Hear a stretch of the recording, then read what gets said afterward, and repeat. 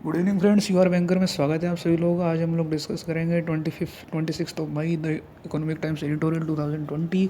आज का जो एडिटोरियल है हमारा वर्कर्स के बारे में है कि कंपनीज़ में किस तरीके से जब तक वर्कर काम करता है तब तक उसको इंश्योरेंस प्रोवाइड किया जाता है, हेल्थ इंश्योरेंस। देन उसके बाद वर्कर को इंश्योरेंस प्रोवाइड नहीं किया जाता है। So let's start friends. The corona pandemic underscores the need for the government to recast social security and health insurance benefit for worker and dealing them from their job। ठीक है, मतलब ये ऐसा बोल रहा है कि अंडर स्कोर करता है, मतलब इस बात पे जोर देता है कि कोरोना पेंडेमिक के कारण एक्चुअल में क्या होता है कि बहुत सारे वर्करों ने अपना काम छोड़ चुके हैं। देन उस कंडीशन में क्या हुआ है कि उनका जो हेल्थ इंश्योरेंस है वो भी क्या है कि जैसे उन लोगों ने जॉब छोड़ी देन उसी के साथ साथ उनका हेल्थ इंश्योरेंस भी समाप्त हो जाता है। तो मतलब गवर्नमेंट को इसको क्या है कि मतलब चेंज करना चाहिए, ऐसा बोला जा रहा है इसमें। देन नेक्स्ट हम लोग देखते हैं the employ state insurance scheme offers an organise sector employ medical care but the benefit ceases when the worker loses her job. ठीक है, ऐसा बोल जाए कि जो ईएसआई होता है एम्प्लॉय स्टेट इंश्योरेंस, वो क्या होता है कि ऑर्गेनाइज सेक्टर के जो वर्कर है उनको क्या है कि एक इंश्योरेंस प्रोवाइड करता है, एक मेडिकल केयर प्रोवाइड करता है, लेकिन जब तक उसकी जॉब रहती है तब तक ही उसको प्रोवाइड किया जाता है।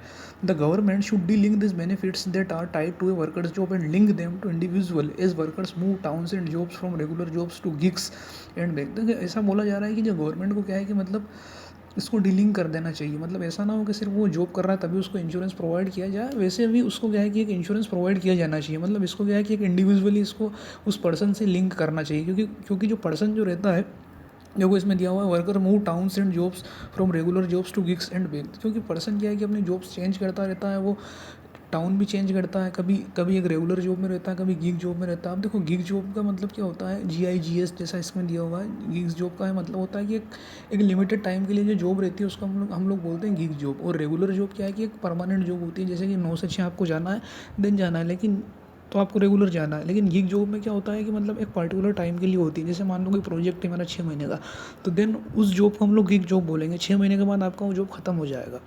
देन नेक्स्ट हम लोग देखते हैं, even when they lose their jobs they should still have health insurance and social security benefits। Then next, this is already happening.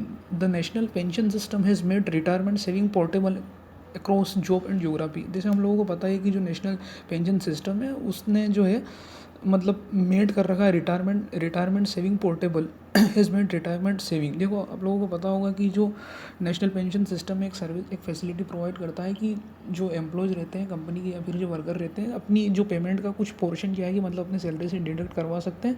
और वो जो पोर्शन रहता है उनको फाइनली जब उनका जो सर्विस एंड हो जाता है देन उसके बाद उन लोगों को वो एज ए पेंशन उनको प्रोवाइड किया जाता है। The One Nation One Ration Card scheme unbundles the ration card and makes individual entitlement portable across the India। देखो one nation one ration card ने भी क्या है कि राशन कार्ड अपना अलग से एक राशन कार्ड डिस्ट्रीब्यूट करना स्टार्ट कर दी, जिससे क्या होता है कि मतलब पर्सन किसी भी इंडिया के किसी भी कोने में हो तो वहाँ पे वो अपना राशन ले सकता है।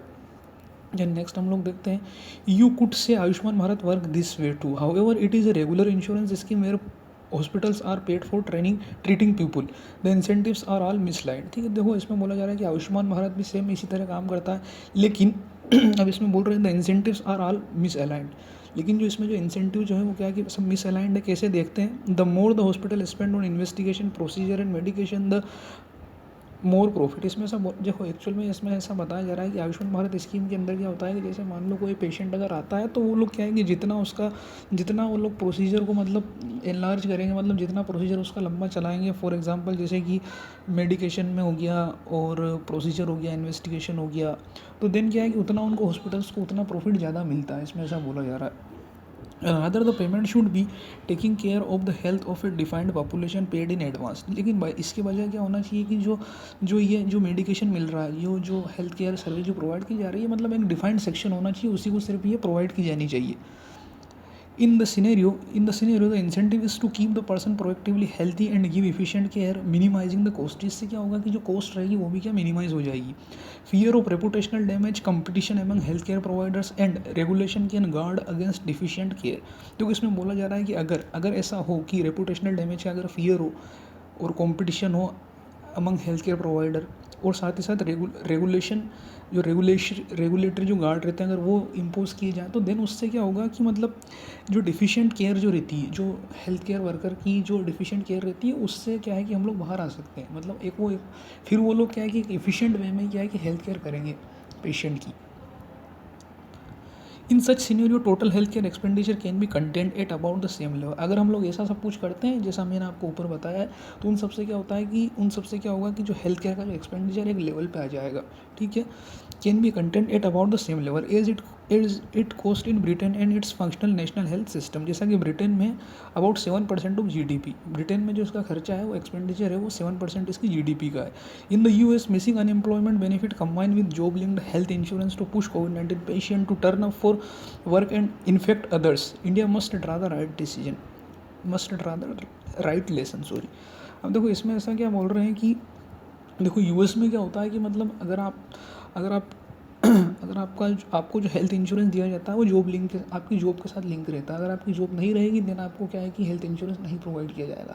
तो वहाँ पे क्या हो रहा है कि मतलब अभी ये सीनियर ऐसा चल रहा है कोविड-19 में कि हेल्थ केयर इंश्योरेंस का बेनिफिट लेने के लिए हम लोग बोल सकते हैं कि वर्कर क्या है कि मतलब वर्क करने के लिए जा रहा है या फिर उसको कंपेल किया जा रहा है कि आप वर्क करने जाओ, तभी आपको क्या है कि जो हेल्थ केयर के जो इंश्योरेंस से रिलेटेड बेनिफिट है तभी आपको प्रोवाइड किए जाएंगे। इसी कंडीशन में क्या हो रहा है कि जो कोविड-19 का जो पेशेंट है वहाँ पे काम करने जा रहा है और देन वहाँ पर भी क्या है कि वो इन्फेक्शन फैला रहा है। तो इसमें ऐसा बोला गया है कि India must draw the right lesson. तो इंडिया को इससे क्या है कि कुछ सीखना चाहिए। कहीं ऐसा ना हो कि इंडिया में भी यही कंडीशन हो जाए कि इन्फेक्टेड पर्सन भी क्या है कि मतलब काम करने के लिए आ रहा है देन वो सभी को क्या है कि इन्फेक्ट करेगा। तो इंडिया को इससे एक लेसन सीखने की ज़रूरत है कि इंडिया को क्या है कि जो वर्कर के जो बेनिफिट है, वर्कर के जो हेल्थ इंश्योरेंस के जो बेनिफिट है उसको क्या है कि उसकी जॉब से डिलिंक कर देने चाहिए, ऐसा इसमें बोला गया है। देन नेक्स्ट हम लोग देखते हैं the question is how to pay for all this tax collection are yet too small for the government to foot the bill in its entirely.